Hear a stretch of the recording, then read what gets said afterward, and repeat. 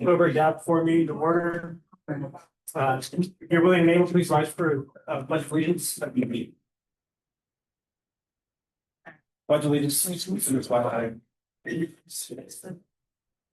To the republic which stands one nation, under God, indivisible, with liberty, justice for all. Thank you. I'm down order of business. I sent out the October agenda recently, so you guys had a chance to review that. Is there a motion to approve tonight's agenda? All right, first, second. Make a motion.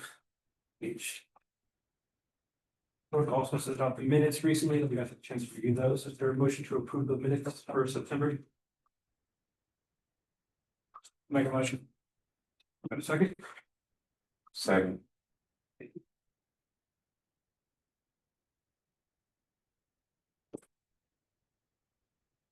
Non-stop boards, we'll go ahead and get started with fire.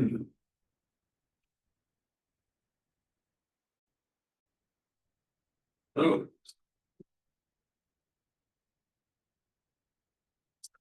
My name is Michael Reading. I'm the lieutenant for Wichita Fire Department. I'm filling in over here at Station 12 today. This is normally my district, so all the recent things that we've got going on.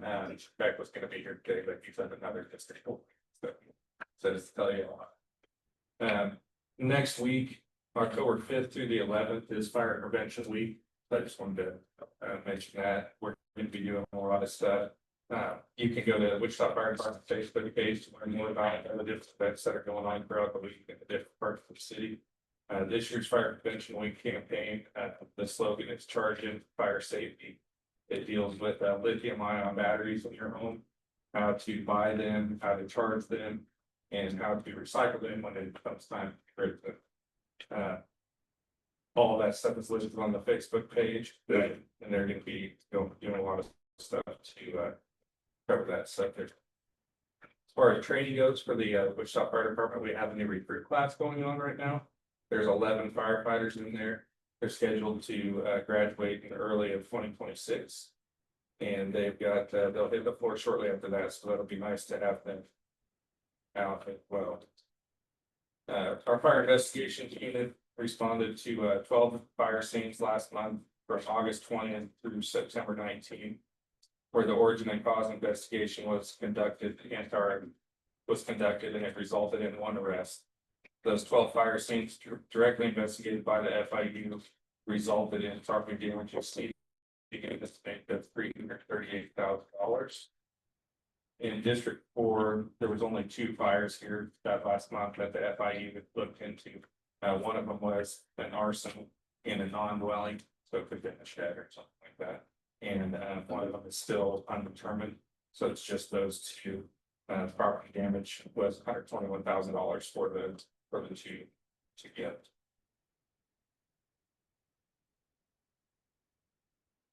Let's see, the FIU reported 2 vacant structure fires last month. During that time, 2 of the vacant fires were the all bed squatters, homeless people that are taking advantage of empty homes.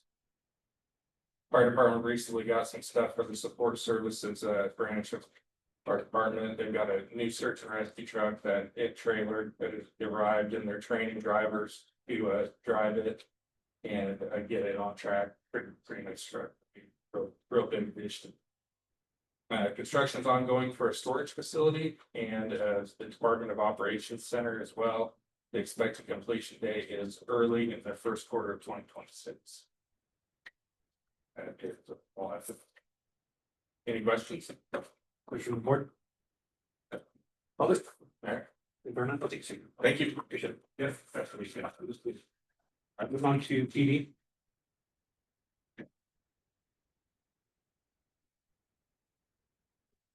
My name is Officer Perkins. I'm out of the Patrol West Bureau. This is Officer Johnson. He's moved, so he's kind of scared. So I'm gonna kind of do most of his work up here now. He's good. He was out at Patrol West for quite a while.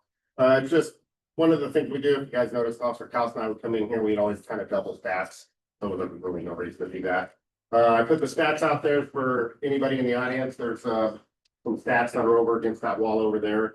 It looks like this. A lot of information I always put out that I kind of just pulled it because there's way too much stuff. Some of our checks are going down, these are for District 4 only. What we do have is we have an increase in rates, which are the only increase that we have in our violent crime part ones. So, but I looked into those. 4 of those out of the 11 were on the West Bureau. I did not look up for the whole tab. I only looked up in the west side. But most of the time, these are gonna be very similar regardless of what district they're in or the 5 or 0 they're in. Out of the west ones, they were all known victim, known suspects. Don't have some rapists running around. And on the ones out west, 2 of them were at the same address with the same victim and the same suspect. One of them, another one, were a couple of runaways in a group home. Social media is the best and worst thing that's ever happened to us as citizens. I always have this phrase, cell phones are the best and worst thing to ever happen to law enforcement, but social media also, as humans, we love it. And we also hate it. It gets a lot of us in trouble. And that's what happened in this particular situation. So we also have a rise in our non-violent or our property crime and larcenies from auto. Pretty good spike on them. I'm going to kind of cover what we need to kind of bring back up to the top of our memory of in reference to cars. Larcenies just itself theft, but I'm going to talk specifically about cars. Lock your doors. You'd be surprised how many vehicles are rummaged through. The doors are locked. Park in a well-lit area. If you got a garage, park in the garage. Don't leave anything in plain view or anything of value in your car. Had some tags stolen. I brought some special tag screws. And if you want some, you guys can fight over them. I only brought one. So you take these out, put these ones in. They have a special bit in here. So when you do buy these, if you go buy them yourself, they have a special bit. So if you lose the bit, not saying you can't get it out. It's going to be very hard if you need to replace your tag, but it's also very hard for somebody who doesn't have a special bit. It's a Torx bit that's got a hole in the middle. Most of them don't have that. In order to get these screws back out, you can get them at any parts store. I bought them personally from my own car, so parts store. So something that you can think about, especially if you've had your tag stolen before, or if you hear friends or anybody telling you about having their tag stolen. Invest in a club for your steering wheel, especially if you have, and I'm going to go and just kind of roll right into the next thing, auto thefts. We've had a significant number of auto thefts compared to last month. And these are all the Kias and the Hyundais. If you have a 2011 to a 22 Kia or a Hyundai and it still uses a key, they have what's called, and they do not have what's called an engine immobilizer in the electronics in those. So you can start them much easier than the push button. If you have a push button, not affected, but Kia and Hyundai will also take your car in, and they will also reprogram that somehow where it has to have the specific key. Because what happens is, you can, I don't want to say you can use any key, but you don't need to have your specific key to start those. So like I said, that's not going to be, if you have a push button, it's not going to be affected in there. Last week, we did a property crime special assignment. We had 63 arrests, recovered 13 stolen vehicles, lots of drugs. I know we recovered some drugs. This wasn't in the email.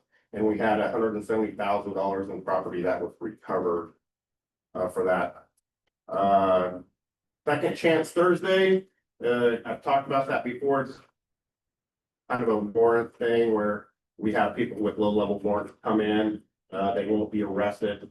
So we can clear those warrants. We have DMV there. They're will sometimes get drivers their license back restricted. They can pay on their fines, basically saves them from going to court. We're having that Thursday, October 23rd, and that's at the Evergreen Community Center at 2601 North Arkansas, and that's from 9 a.m. to 4 p.m. And we're also out west going to be doing another street racing special assignment, targeting vehicles and motorcycles out racing on the streets. We do have a location out west where they seem to like to go, and so occasionally we go down there and we do enforcement on that. Reference that. And that's all I had. Does anybody have anything? Board? I have one quick question. So homicide, what is that address of the homicide? To tell you the truth, I can't. I don't have. I'll follow up with you on that. Because normally I usually get some type of message when the homicide happens and I haven't seen any District 4. So I'm gonna go out on the limb here. And guess. Okay. It could be the street racing one that's on South K 42, that would make That- sense. Okay, just a guess. that would make sense. So, Well, overall, I think total reduction of 19% is pretty incredible. 77% reduction in homicide in District 4. So thank you for both patrols for watching the area. you have anything? I just have a couple things. Like Perkins said, I'm Officer Johnson, the new guy. Yeah, this is my first staff meeting, so I won't go over all the numbers again. I'll just talk about if we had open streets IFT, that was a success. 28. I made contact, I think, with hundreds of citizens. On this Saturday, we had Operation City Shine, and the Freemasons. Broadway, Kellogg to Pawnee. That's also a success. Tomorrow night from 6 to 9 p.m. at OJ Watson Park, there's a building bridges, which Patrol South Community Policing will be at. That's basically to partner with the recovery community between law enforcement and recovery.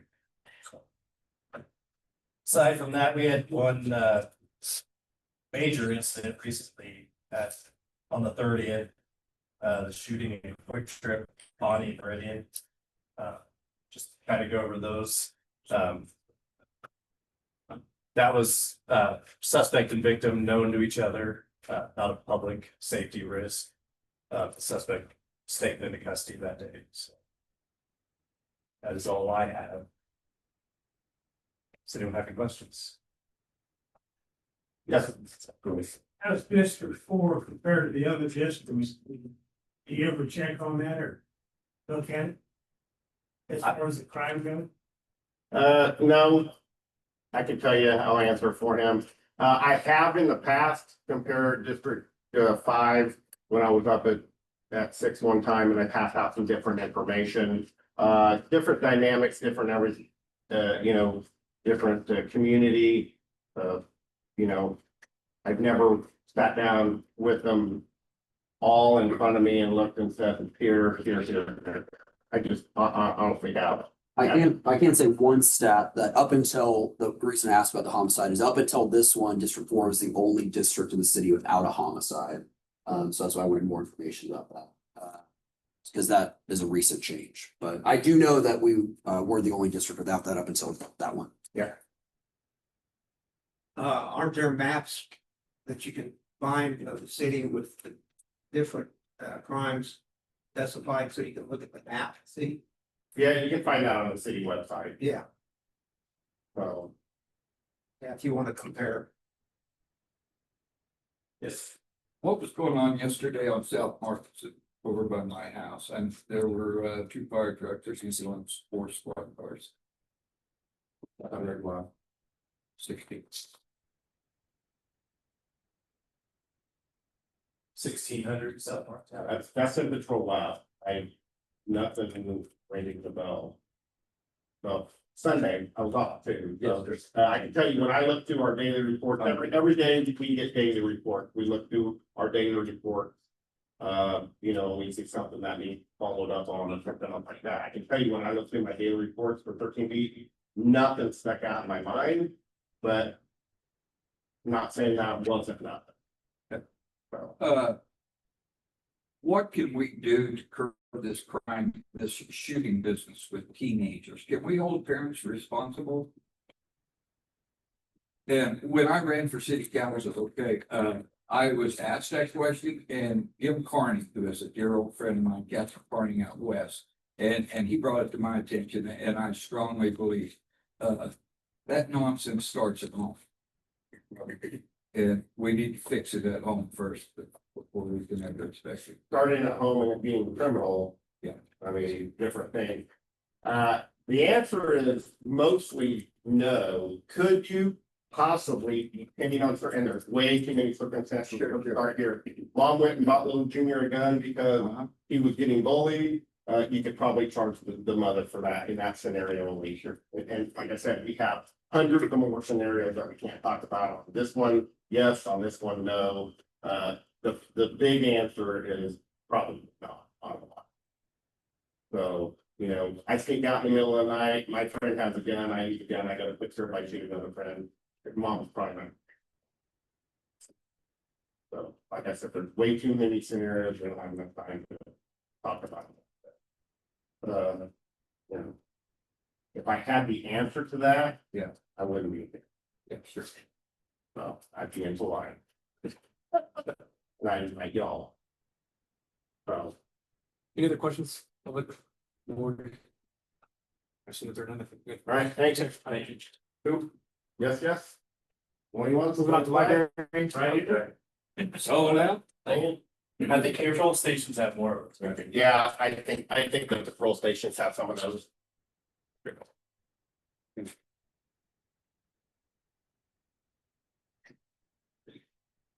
I'm Steve Amsterdam, the branch manager. October 5th through 11th is Banned Books Week, an annual initiative that celebrates the freedom to read and raises awareness across the nation to banned books. The theme for 2025 is censorship is so 1984, playing up George Orwell's novel 1984. It serves as a timely reminder that censorship has no place in our society, despite the recent escalation when it comes to banned books in libraries, schools, and bookstores.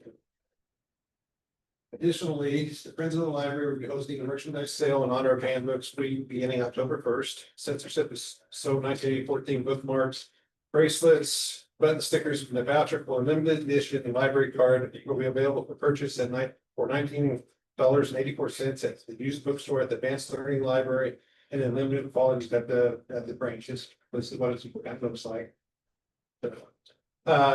Every other Thursday throughout the month, Maya Angelou Northeast Branch Library will partner with Next Step Alliance, a collaborative partnership between Goodwill Industries of Kansas and MSU Tech with the digital skills forces. Each session delves into a different topic that will equip adults seeking continuing education with unique digital skills. Classes are on October 2nd, 16th, and 30th, from 4:30 to 6:30. Register online at wichitalibrary.org/events, call 316-261-8500 for service seat. During USD 259's fall break, the library's teen advisory board will host a fortnight tournament on Friday, October 17th from 2:30 to 4 at the Advanced Learning Library. Teens can drop in for an epic tournament to test their skills, connect with fellow peers while school is out, and provide an opportunity to win fun prizes. Teens grades 6 through 12 can register online at wichitalibrary.org/events. The Advanced Learning Library will host spooky stories for grown-ups, an after-hours storytelling event on Friday, October 24th from 7 to 9 p.m. This immersive performance includes a diverse group of local performers and actors reading scarily fun stories that will make you want to leave a light on at night. Hosted by Madam May from Madam May's Frights, stories presented in the program are intended for adult audiences and may contain violence, gore, and frightening situations. Discretion is advised. DIY Day, Do-It-Yourself Day returns to the library on Saturday, November 1st from 10 to 3 p.m., 10 a.m. to 3 p.m. at the Advanced Learning Library.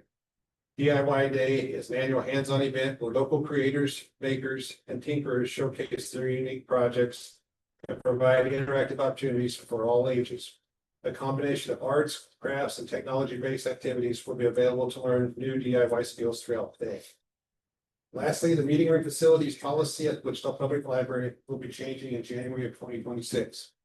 Organizations and nonprofits engaged in advocacy, civic, charitable, educational, intellectual, or religious activities will be available and reserved for free so long as the group and activities involved support the library's vision and strategic goal to be a community hub for learning and engagement.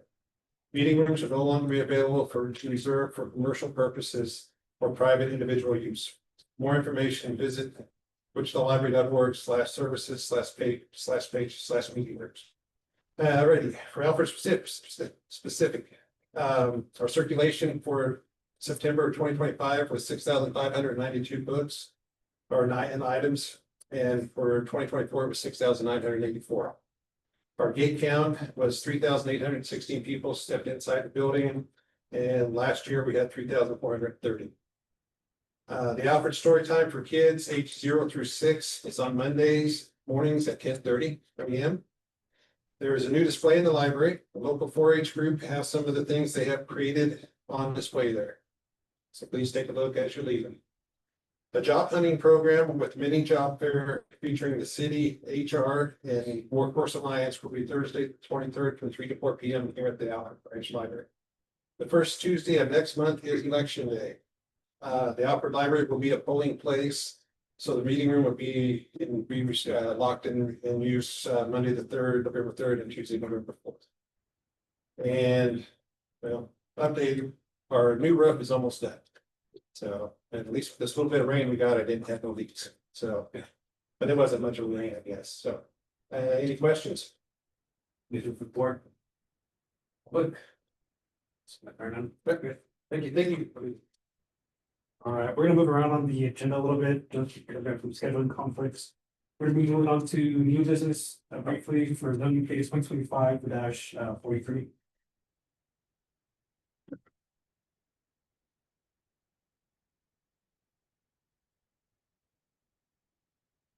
Good evening, everyone. I'm Christina Reed, planning staff here to present case number ZON 2025-0043.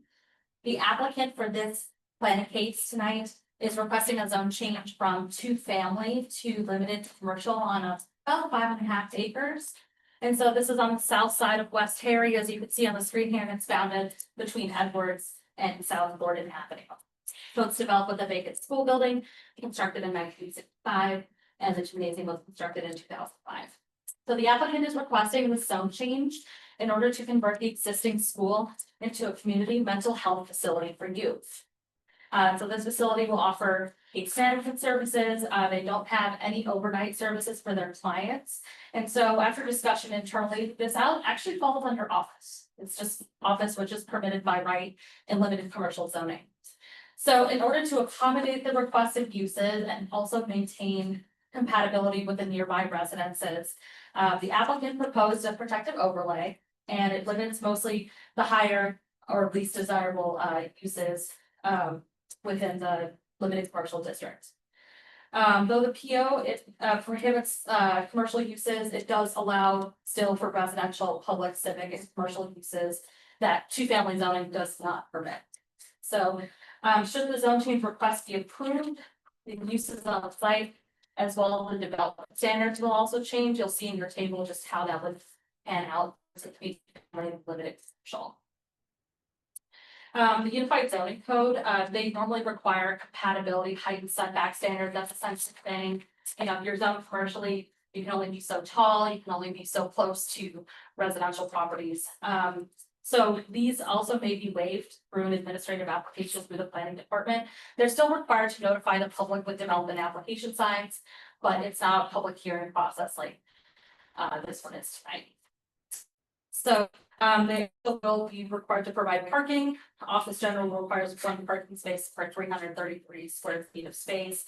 They don't intend to utilize all the site all at once, but considering this is an existing building with existing parking, there's more than enough parking for the requested use. They will also have to provide screening and lighting standards. Deviation from screening standards actually requires a variance application, which doesn't come to the DAB, but it does go through planning. And for landscaping, any deviance from that also requires a variance. Any light pole within 200 feet of residential zoning shall be cut off or shall not exceed 15 feet height. Sorry, I was reading the wrong line there. And then in terms of sign regulations, there's a table that outlines the difference between what is allowed in two-family zoning and what is allowed in resident or limited commercial zoning. You can't have any illuminated signs that face residential. That's a big plus. And then the character of the neighborhood is low. All of the surrounding properties are zoned to family residences. So there are no zoning cases associated with this property. And then when it comes to the conformance of plans and policies that have been adopted by City Council, the requested zoning isn't with the community investments plan because the future growth concept map actually identifies a site to be appropriate for commercial uses. And then in terms of the Wichita Places for People plan, there's a list of strategies that Places for People plan outlines, and they help guide the community in their actions to create walkable places within Wichita. So strategy 3 aims to improve the economic feasibility of commercial and service uses and markets necessary for them. So in a sense, should the zone change request be approved, we are improving the feasibility of those commercial uses. And then strategy 6 aims to encourage infill and redevelopment textual to the environment in which it is occurring. And utilizing an existing building that is so familiar to folks, I think will be I personally believe will be conducive to the community. So staff is recommending approval of the zone change request, subject to protective overlay number 461. You can see the ones in black are the ones that the applicant proposed, and then staff recommends that we add additional ones that are they're not permitted by right in limited commercial zoning. It would require conditional use. So nightclub in the city, entertainment establishments, vehicle and equipment sales, those normally require a conditional use application, but we decided to just outright prohibit them in the protective overlay. So this recommendation is based on the golden rules, which are listed in your staff report. I didn't receive any public comment on the request zone change. So with that, we can go to some of the photos, some of the maps. So that's where it's located. The growth concept map. If you can look closely, it's got a red square, and then in the middle it's pink. Everything that you see in pink, we determine the land use is appropriate for commercial uses. That's the map. And then some photos of the school. And with that, I will stand for questions, and then the agent for the act is also here to answer. No feedback. Correct. Agent or update, is there anything you want to add?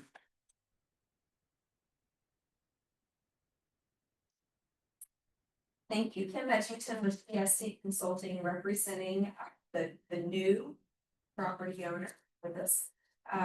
Just want to add a couple of things. I mean, Christina did a great job of summarizing everything that's going on here. One thing important to mention is that last Thursday, we did invite all of the adjacent neighbors to an open house. It's a really nice time. 6 or 7 neighbors that came, but they had some really good feedback, some really good suggestions. One of the things that came up, I guess if the police officers are gone, is that potentially we would like to have this space to offer to Wichita Police Department as a place to office, a place to come, just do their paperwork, but just kind of a little area designated for them that they can connect to Wi-Fi there, and have a good presence in the community as well. Something that was actually shared by one of the neighbors that they felt like that, but that way they know that somebody kind of has eyes on the building. This Christina mentioned is not intended to be used as a residential type facility. These programs will typically end at 8 p.m. The resident or the people who are availing these services are driven here. They don't so there is transportation provided for them.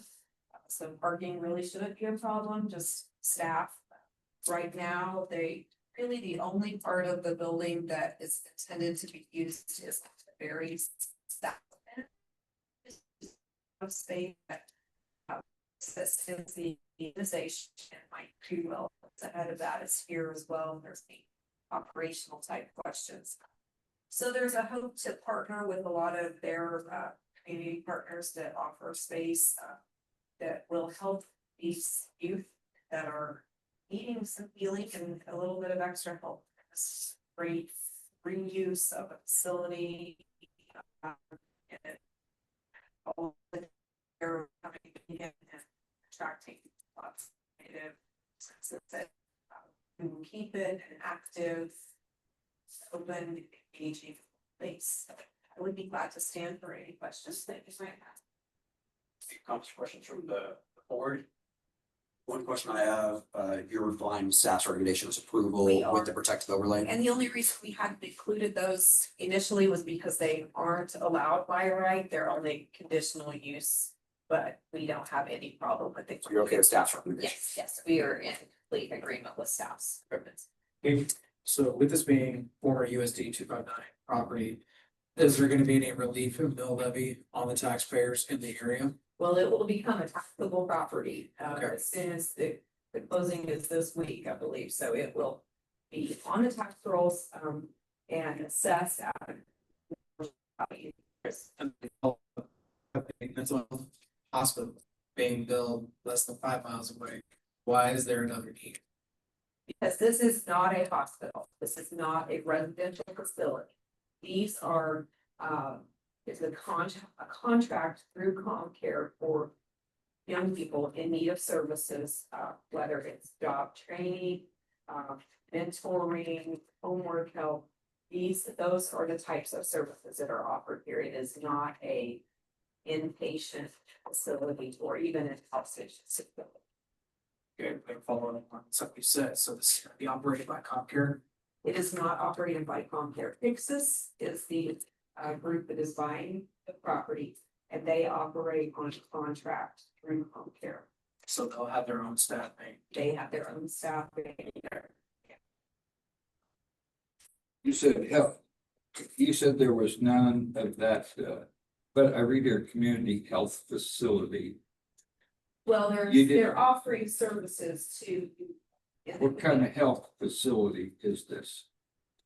It is through services through ComCare. It is, again, it's like mentoring, it's providing stability for young people who have gone through ComCare, have been placed in ComCare. And then they come here to this facility to receive. And actually might be in there. Yeah. So we're contracted with ComCare, we work with youth, they have about 1,000 youth that they serve. Have about 250 of those youth. And their age range from 4 years old to 18. Mostly 4th, 5th graders to 8th, 9th graders. That's our primary age. And so being able to use a gym right now, we don't have a gym.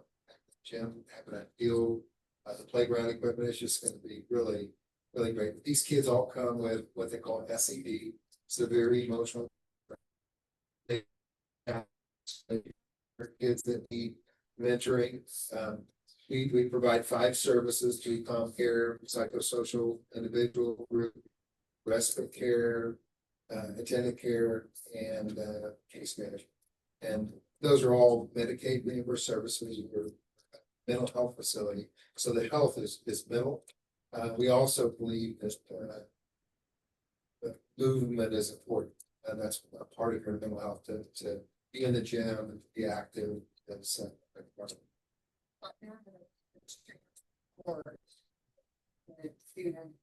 To other people, go into reserve.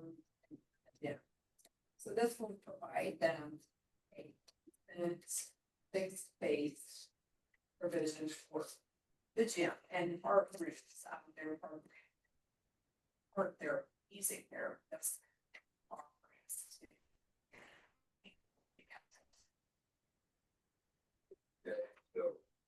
Really, it's not health facility other than mental health. Is that what I'm hearing? Yeah, I mean, we don't have doctors on staff, Yeah. and we don't have any of that stuff. and all of our staff, they call them paralevel, meaning they're not degree. So these are all kind of like paras in schools. And then those are the mentors. We have about 25. Or each of them have a caseload. And usually we're out in the community. It's a community-based mental health model that started back in the 90s when they wanted to stop putting kids in institutions. They want to get them back into the. And so they developed community-based mental health programs. And so we're going to zoos, we go to parks, we go all over town. So our hub is, which is what this will be. Right now, we're open by Harry and Seneca and a 5,000 square foot building. This school will provide us about 12,000 that we use, and the other 30,000. We really just are partnering with a lot of people that do this kind of work.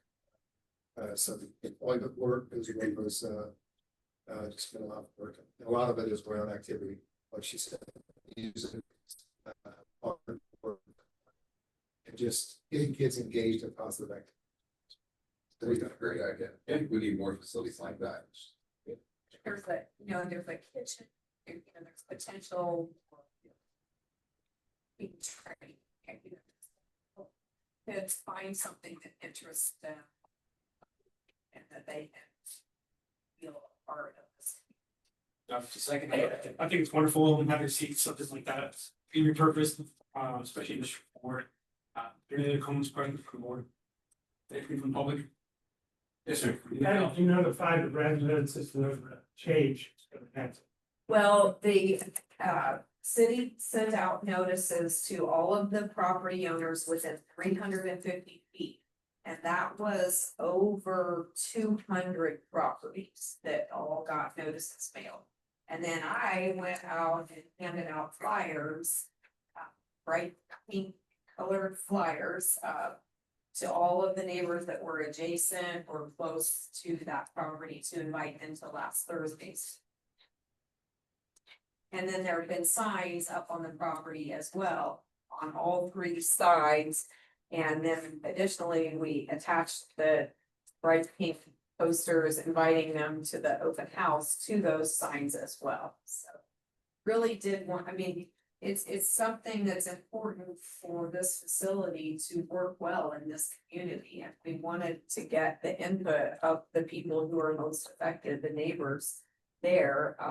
And they were very receptive. They said had some great feedback. And so in addition to the required notices the city went out, that was what we did on top of that. They also, there's two requirements by the city. One is the notices sent out during the short radius, depending on how large the property is. The second is publishing the notice.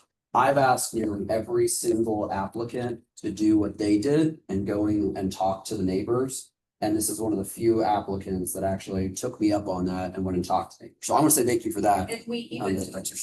Yes, and that's going above and beyond. They were good. Going above and beyond what the requirement is of the city. So thank you for that. Your additional question? Yeah. The city, did they send that notice to the, Yes, how about the renters? so, current policy is only property owners. There's been some discussion as to whether the residents of them, there's definitely some pros and cons to that. Mainly that, the applicants, when they obtain this list from a title company, the title company charges per name. So, when you're notifying 200 properties, they charge a certain amount of money per name. And if you're doing the property owner, you're essentially doubling the fee. So, at what point does it become a cost to the applicant? And then we have to outweigh some of the, pros and cons in terms of.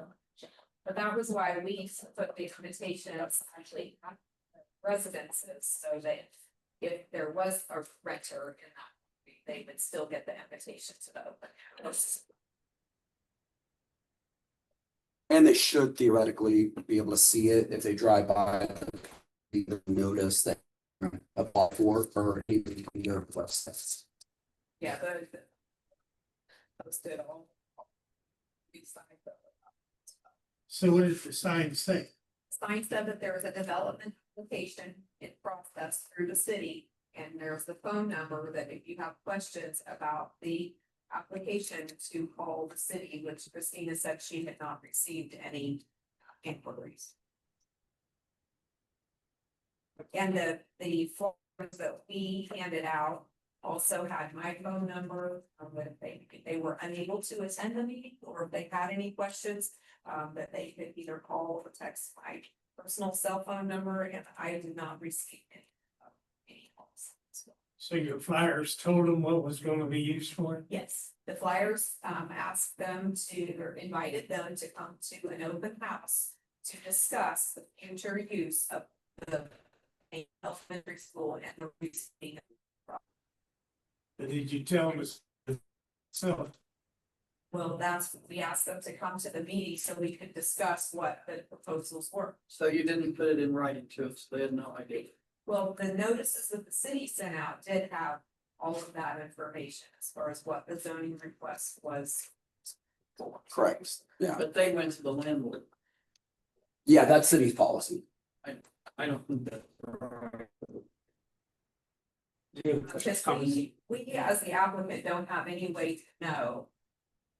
Other than the address of the property owner. Who to send that to. I mean, we can send it, I mean, again, Christina's point is that then we already notified 200 people, and then we would have to potentially double that and. You know, rental turnovers, we could run, that's just a state requirement. It's to send it to. That was why we delivered the invitations as well. I will just add that, you know, our ratios are 1 to 4, so we have 1 staff to 4 kids, and plus we have other staff leaders on location. But we typically don't have more than 20 to 30 kids at the location at one time. And they're all staff. We rarely have any problems. These are not really difficult kids. There can be, and sometimes a child might run, but we're all trained to work with these kids. They're really these kids are really glad to get out of the house. Most of them come from challenging communities or challenging homes, and they don't have to come. They come because they want to come, and we do fun things, and so. It's really, I don't foresee there being any problems with it. It becomes a good safe space for youth kids, yeah, So you have, in an area. so you have facilities in town that do the same. We have other facilities that do similar things. We have a foster care contract with Ember Hope Connections. And so we work with kids. Those are in homes and those are scattered throughout the. And those are more difficult kids. And they won't come on that side. But we do have 2/3 of that building. We're not sure what's gonna happen to it. Our mission is to help heal some of the challenges that our community has. And whatever level that is, we have a lot of good partners, and there's a lot of people speaking great things about what's gonna happen with the city, and we're just one of many that really doing some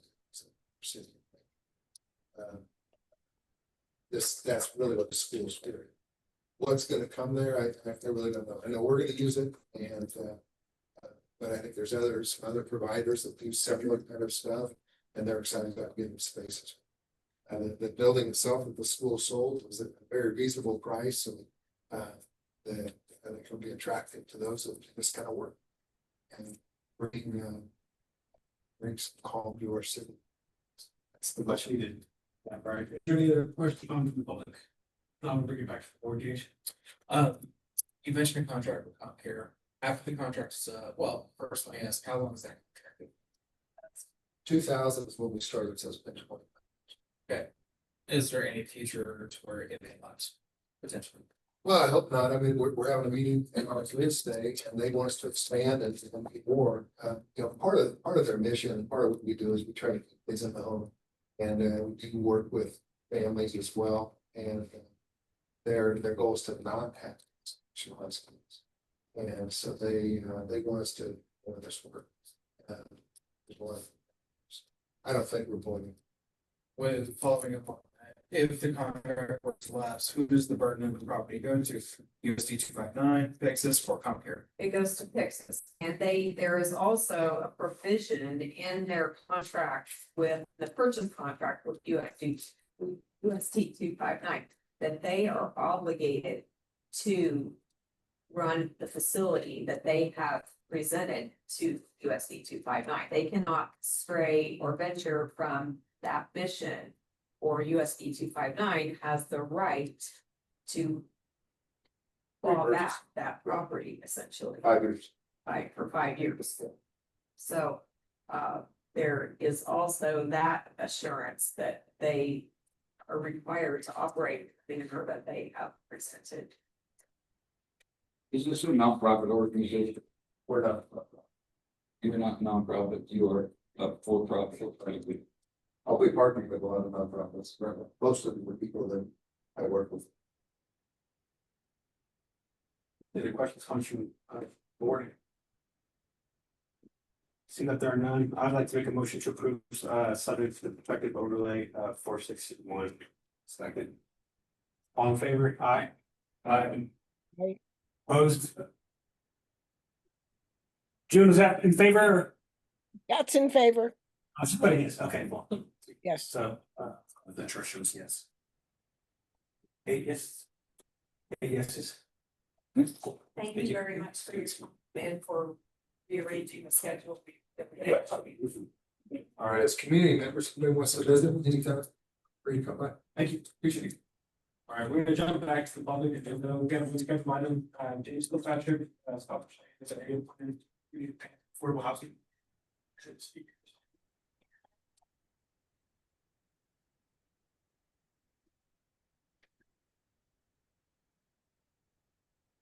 Oh, I'm James Kilpatrick. 2101 West Burke Road, lot 719. Any references I made will be according to this plan, which is on the website. There's no point in everybody getting a copy of it. And mainly I'm here for informational purposes. Not really gonna hurt a great deal. Where my concern came in is with, you might remember, 2 mobile home parks that we had with Sunsetter Park and Lakeshore Park down around the area of Seneca and MacArthur. Now, those 2 parks closed so the commercial development could come in. I heard from the people that moved into our mobile home park that they were given 30 days notice, I assume from the landowner. So my concern is, like she mentioned, if the city sent landowners the notice and there's 450 units in my mobile home park, we might not have got any word in. And so I'm concerned about what might happen to my park in particular. Now, here are some comments I'm going to bring about. Page 12, paragraph 5, limited or fixed income and general low cost of housing primary reason for people living in the area.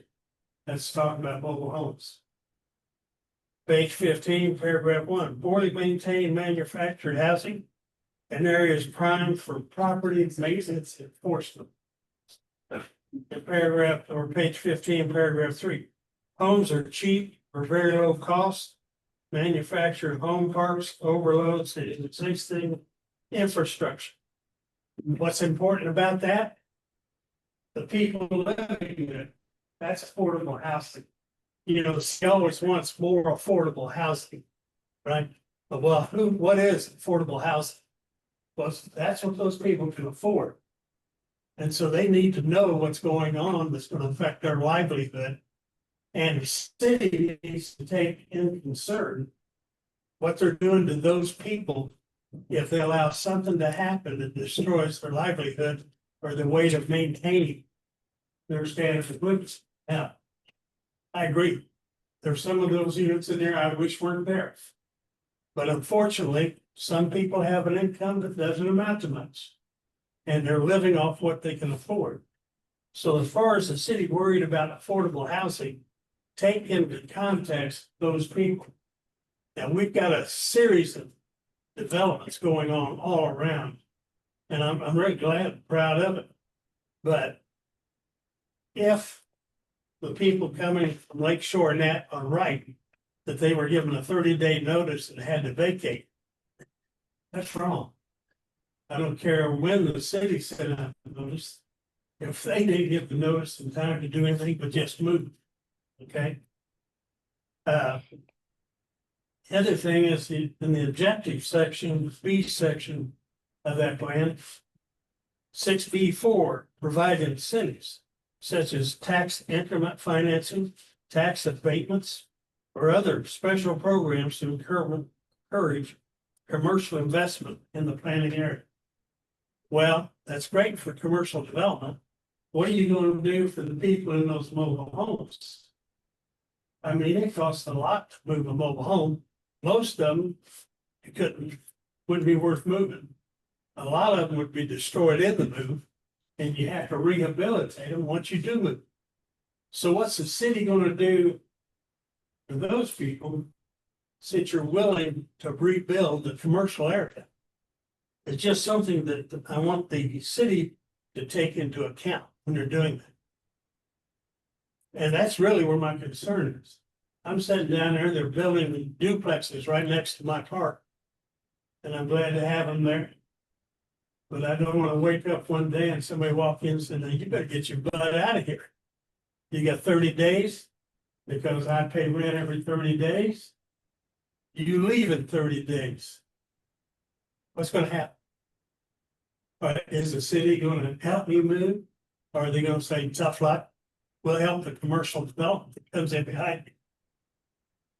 As we saw with Lake Shore, and I'm hoping some of you have been around long enough, maybe you have knowledge about those parks and what was done for or done against it, whichever way you want to look at it. So I'm not really complaining, I'm looking for information. Or what are we doing to that park? Are you intending to do something to it? Replace them with duplexes, whatever. And if you are, what are you going to do for the people that are there? They're barely living off what they got. Some of them can't rub 2 nickels together.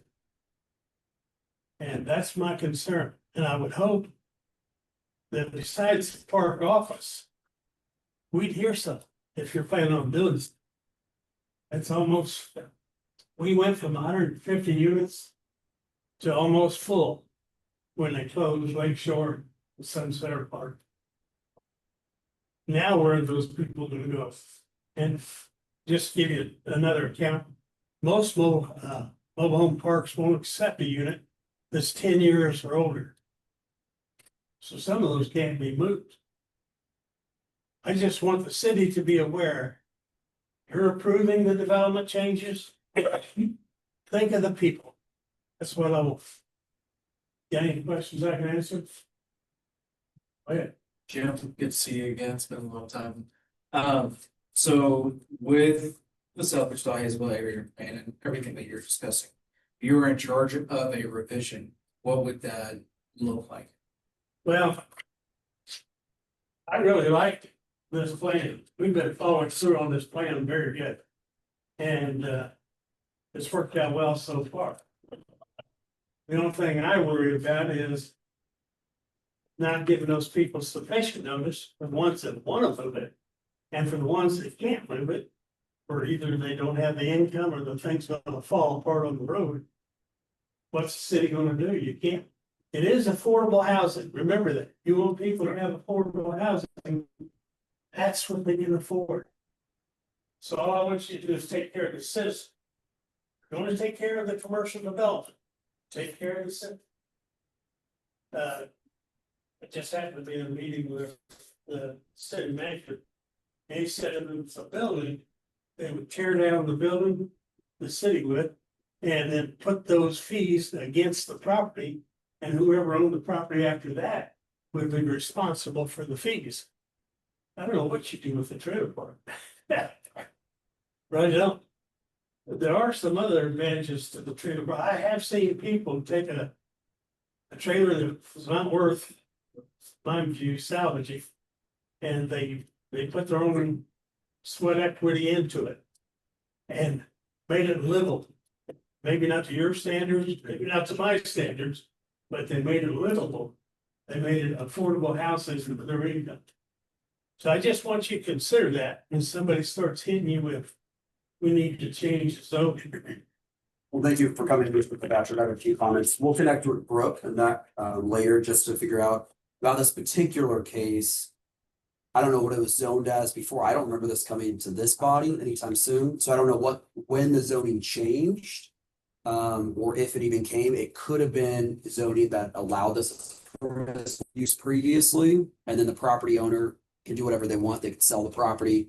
They could develop the property and that would never come before this body. So that could have happened. I don't know about this particular case. So we'll do a follow-up and figure out about if it came and when it came before the body. Because duplexes versus manufactured housing, Christina might be able to answer this question. They could probably develop duplexes where something is already zoned as manufactured homes.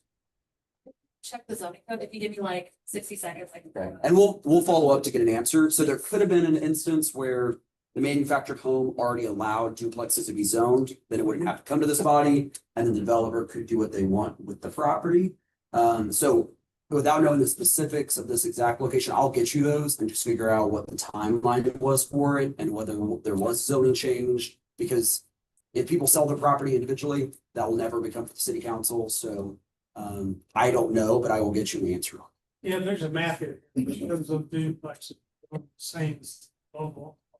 Yeah, if the duplexes are zoned the same as the mobile home, then that would have never come before us to develop, because as a property owner, they could develop it how they see fit. Well, just technically, it's coming before, you know, maybe the Yeah. site as fast as development's going. I just may be dealing in ignorance, but if it doesn't come to be, I'd like you to consider those guys. They're in affordable housing. Yeah. What they can afford.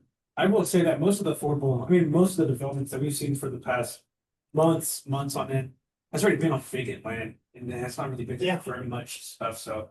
But no, I do appreciate you coming out to share this with us. I would like to look more into it as well, but no, thank you for. I just saw what they did to Lake Shore and Sunset. And nothing could keep them from doing it to our park. And I'm a capitalist. If it's your property, do what you want to with it. City's not that way. They got zoning, they got regulations, they got laws. They tell you a lot about what you can do with your property. Okay, that's all I've got. I just wanted you aware of my concerns. So I just checked the zoning code, and in manufactured housing districts, that's the only district that allows manufactured housing in the city. And in fact, like, you can't create new manufactured housing districts in the city, only in the county. But in manufactured housing zoning districts, they only allow for manufactured homes at single family houses. So the only way that they could be, you have duplexes, manufactured homes in the same area is if you do like a planned unit development. That'd be PV and would have to come before this body. So at least since I've been on this advisory board, I'm not familiar with that, so I don't know, maybe there is a PUD over it that happened previously. Again, we'll follow up and get you the exact answer about it, but I think as Alex said, we'll keep it in mind when those come before us. Yeah, I think they do it for you. Just say to those people. Yeah. They ain't got money. Yeah. Someone done wrote $2 to get. Thank you, Mr. Sebastian. Thank you. All right, moving on to off-agenda items. If there's anyone present that did not request to speak before, the public agenda, they do so at this time. I just have a couple of things on. Okay, yeah, we'll just go ahead. Christina, I'm sorry for also bringing the slot too. That's totally fine. Been here before, Nancy Bradley and I'm. Yep. I thought I'd just update you on a couple of things. Last in September, they took in 882 animals. 437 dogs, 400. Yeah, and as of today, the first 6 days, they've also been over during 46. 68 dogs. And I just wanted to, that it happened was Woodstock was Saturday, and it's been a while since the Wichita Animal Services has had the group there. And we did, and I was there the first couple of hours, and so after being at the advisory board meetings, we were all a little nervous about what kind of feedback we get. I guess pleasantly surprised. We had a lot of people that had questions, reading about literature, and have said a lot of people that thank them for their review. So it's wonderful. And that was fun. I like positive notes. Thank you. I know. So that's all I have unless there's any questions. Is there anything more Dawn could be doing? Yeah, so I need more money. All right. Which we're gonna discuss next. Thank you. Yeah, okay. All right, continuing or jump back into new business. Let's, we have zoning case 2025-042. The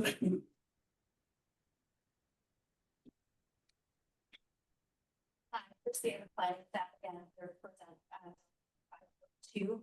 The applicant for this case is requesting no change from single family to limited commercial. So this is, south of West Fifth Street and then, west of South Seneca Street. So it's, 1313 West 55th Street South. It's a little bit under an acre in size. It's currently undeveloped. The applicant, the only thing that related staff was that they intend to construct a commercial use on site, but it was not specified. So, as I did in the last report, we have the development standards and how they would change, based on the zoning. As the zone change request is approved. And then same thing with compatibility standards, which I mentioned in the last report. So this one, because it's new construction, I mean, they could ask for a waiver, but you know, it's not an existing building, so. You know, either way. And then the compatibility height standard is 35 feet for all structures within 50 feet of a lot line for a property zone. 2-family or more restrictive. And then there's noise compatibility standards, and this would apply to like drive-through as well. And section 4C7B of the zoning code requires dumpsters to be located at least 20 feet from any property zone 2-family and more restrictive. And then they both require solid screening, so that's 6-foot fence along all property lines. They could substitute a landscaping street yard along West 55th Street South. And then in terms of the Wichita Landscape Code, they are required to landscape the property. So that's 1 shade tree or 2 ornamental trees. So that's essentially 1 large tree or 2 medium-sized trees per 40 linear feet along east, south, west property lines. And then all light fixtures cannot exceed 15 feet within 200 feet of residential zoning. And then signage, we can see the types of signs that would be allowed on site. That's on the table on page 3 for staff report 3 and 4. So the character of the neighborhood is a mixture of low density residential and public uses. To the northeast, we have some 2-family zoning with some duplexes. To the northwest is single family developed as parkland. And then to the east, south, and west is also zoned single family and developed with single family residences. The northeastern properties were rezoned from single family to 2-family in 2012 and 2013 respectively. So this subject site is not platted. So if the zoning request is approved to commercial, it is actually the building and construction department standards that they are required to plat the property. It doesn't go through this governing body, it goes through the subdivision subcommittee of the planning commission. And so there are no zoning cases associated with this property. The request zone change is not in conformance with some of the full both the community investments plan and the South Wichita Gatesville area plan. So the plans 2035, Wichita Future Growth Concept Map, that identifies the site to be appropriate for residential uses. And then in terms of the plan's locational guidelines, one of the guidelines states small neighborhood serving retail office uses as well as high density residential uses not located at arterial intersections should be limited to the intersection of an arterial and a collector street. So it's on an arterial, but it's not at an intersection. And then in terms of land use compatibility, we analyzed that and we recognize that accepted mixed use developments, residential and non-residential development should generally be separate and distinct and provide appropriate screening buffering to ensure that compatibility. And then in terms of the South Wichita Hayesville area plan, it is not in conformance with this plan because they have their own future land use plan and identifies the site as appropriate for residential low density land uses. So staff is recommending denial of the zone change request. This is also based on the golden rules that are listed in your staff report. So should the planning commission or the DAP approve the zone change request, it is recommended that y'all adopt an alternative neighborhood retail. We feel that this would be more compatible with the existing surrounding development and have less significant impacts. So one thing I also wanted to point out, if we just go to the zoning map real quick, is that it is commercial. So everything you see in red is zoned limited commercial, which is what they're requesting. And then you see sort of a leapfrog development because you have the single family there. So with that, we'll go to some more photos and maps. So there's a Wichita Hayesville area plan. So everything you see in yellow is residential low density. So that's what they identify the future land use for. And here are some of the same photos. Now we'll do our best to answer questions. I don't see the applicant here for this thing. Or the correct. You don't have any idea what they intend to do with it?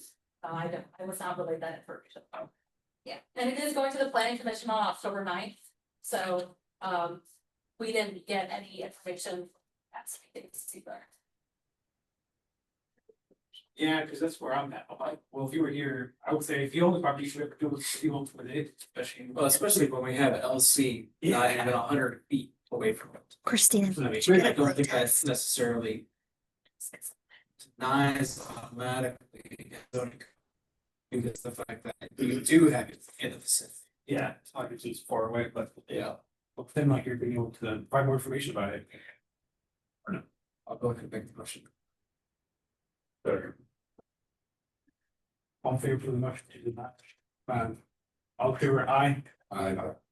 Opposed. It looks like it's in sweep again. Understood. Alex, who's seconded that? Okay.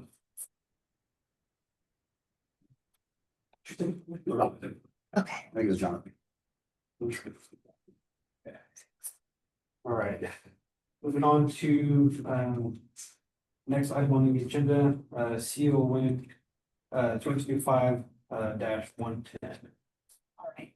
So the applicant is requesting a conditional use to allow an accessory apartment on a single family district, residential district zoning. 0.17 acres and 5 is on the west side of South Burn Avenue in Delano, so this is 433 South Burn. Currently developed with a single family residential dwelling, started in 1930 and a detached 2-car garage. So what they're looking to do is renovate and utilize the existing detached 2-car garage as an accessory apartment. They even provided us a rendering of what that would look like. So this would be 2 stories. There's some supplementary use regulations that they have to abide by if the zone change request is approved, and that's listed in your staff report. And then for parking, we require 1 parking space per accessory apartment and 1 parking space per single dwelling. It is also, if you can see the site plan here, there's a driveway. So staff feels that there's ample space for to accommodate both the residents of the main house and the residents of the proposed accessory apartment. They're also required to comply with property development standards. So in terms of setbacks, as long as they're in the back half of the property, which they are, they have to be 3 feet from either side of the property and then 5 feet from the back. So, yeah, they're gonna be 3 feet from the north and then 19.5 feet from the rear property line. Although it is gonna be 2 stories in height, it shall not exceed 60% of the allowable height requirements, which I believe is 21 feet. They can get that adjusted, I believe 26 feet through an administrative application if they so choose. So all of the properties are located within the Delano overlay. To the north, we have single family zoning and developed with a single family dwelling. To the south is a single family and 2 family, and they're each developed with single family dwellings. And then to the east across South Fern is a single family zoned property developed with a single family dwelling. To the west, we see 2 family and multifamily, and they're each developed with a duplex. So the only zoning case is that in 2003, this was added to the Delano overlay. The proposed conditional use is in conformance with the community investments plan. The Wichita Future Growth Concept Map identifies the site as appropriate for residential uses. And then in terms of the places for people plan, I mentioned those strategies. a couple of weeks ago. So strategy 5 is to provide a diversity of housing options to attract new residents and allow existing residents to remain within the established central area. And then also to encourage infill and redevelopment. And then for the Delano neighborhood plan, they have their own feature land use map and identifies the site as appropriate for residential uses. So staff is recommending approval of the conditional use request subject to the conditions listed in your staff report. Basically, water and sewer have to be connected, so that way it can't be divided or sold up as a condominium. It has to be in conformance with the approved site plan. And if we find it that they violate any of these conditions, that we can actually revoke the conditional use. So recommendation is based on the golden rules listed in your staff report, and I did not receive any public comment on the matter. The design of the apartment will have to go through the Delano Design Advisory Committee, and that is a public hearing. You guys are welcome to attend. We're hoping to have that. We meet on an ad hoc basis, so we're hoping to get that wrapped up by the end of this month, so that they can, you know, if the conditional use request is approved and the design is approved, that they can get started. So there is the site plan here, and then this is a rendering of the proposed structure. There's the aerial map where it's located. Single family zoning is in white. Residential land use. Delano land use identifies it as appropriate for residential. And here are the site photos that I took. So with that, I would stand here.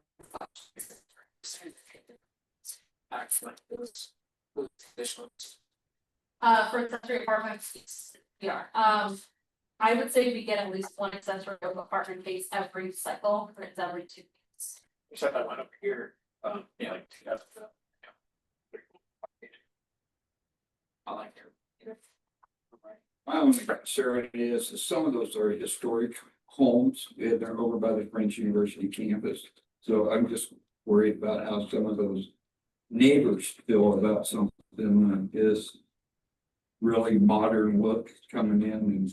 Sure. Well, the design, yeah, by the advisory, but the plan to have a public hearing for both of this. We said there was no.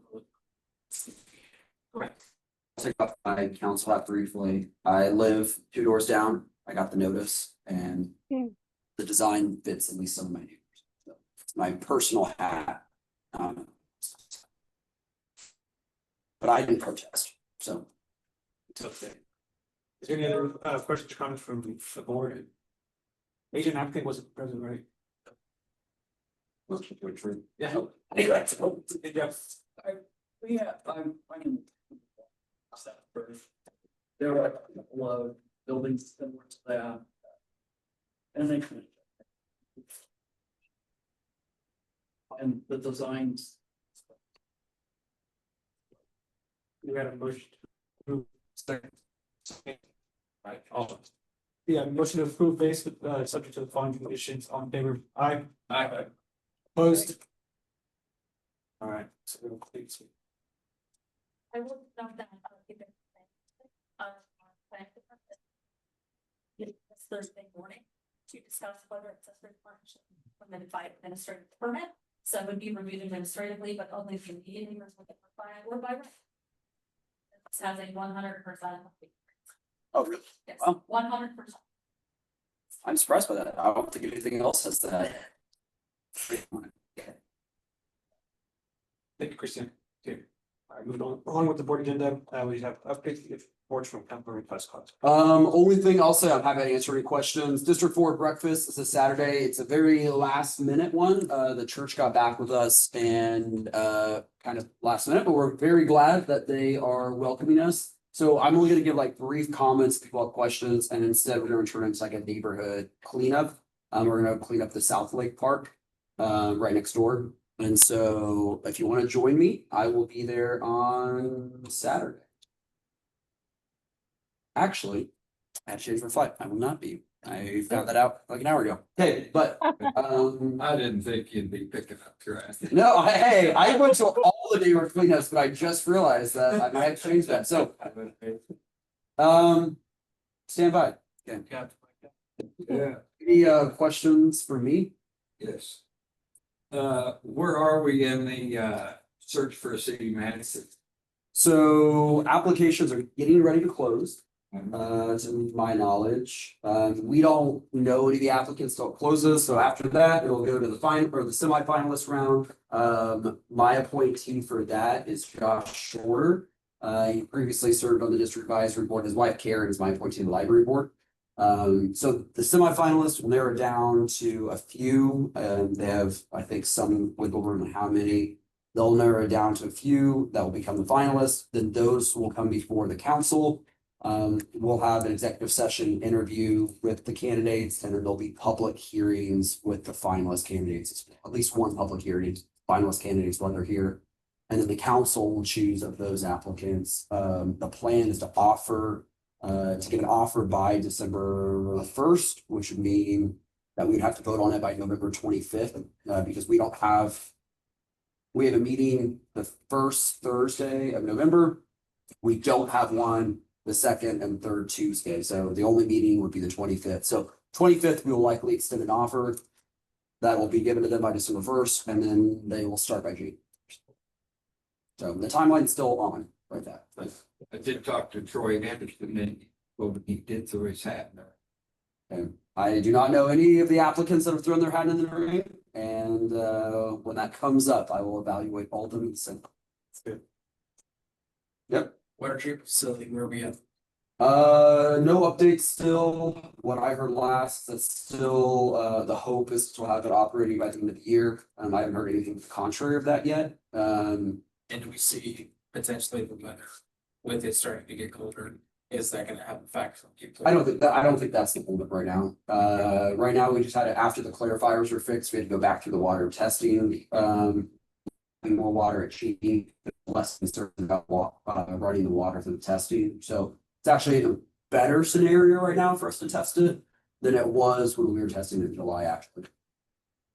I'm just talking about the future, like, cause it'd be with that freeze. I don't think we're worried about the freeze. Okay. So the facility is developed enough that the freeze isn't gonna bother it. And the problem wasn't with any of those aspects, it was with the clarifiers. That's a $560 million fiasco, is it not? I think fiasco is probably speculative, or subjective. I believe it's 2% over operating budget right now, which is the $500 million project. It's not terrible. The large change orders are large because of the scale of the project, but in terms of actually over budget, there are challenges. The clarifier It's is supposed to have been open when? those are the problems. I can't, pending legal advice from our attorney, cannot speak about maybe other problems. Wow.